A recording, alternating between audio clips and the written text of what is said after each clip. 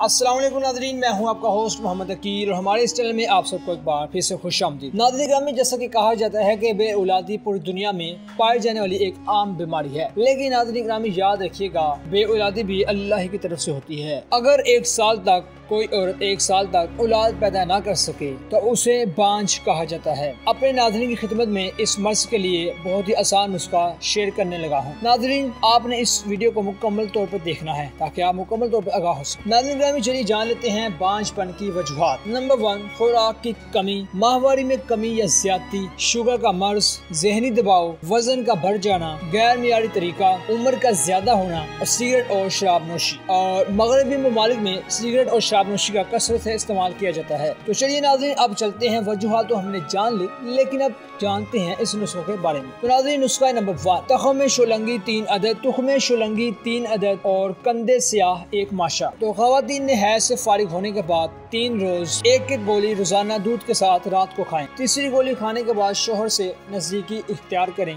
और तीसरे दिन या फिर चौथे दिन उसी रोज या फिर हमल ठहराव पा जाएगा इंशाअल्लाह। नाज़रीन, दूसरे नुस्खे के अज्जा और तरकीब कुछ इस तरह से है। रेशे बरगद हम वजन और मिस्री हम वजन, तो इनका हिस्सा लेकर साया में आप खुश्क कर लें और बारीक पीस कर उसमें बराबर वजन मिस्री डाल लें। हैज से फारिग होने के बाद 1 तोला की मकदार में रोजाना रात को खाएं और फिर शोहर से कुर्बत इख्तियार करें और 3 दिन के अंदर इंशाअल्लाह हमल ठहर जाएगा। नाज़रीन, ये दोनों नुस्खा बहुत ही असरअंदाज हुए हैं और ये आपके लिए भी मैं उम्मीद करता हूँ बहुत ही असरअंदाज होंगे। इसी के साथ अपने होस्ट मोहम्मद अकील को दीजिए इजाजत। अपना ख्याल रखिएगा। फिर मिलते हैं एक अच्छी और नई वीडियो के साथ। अल्लाह हाफिज।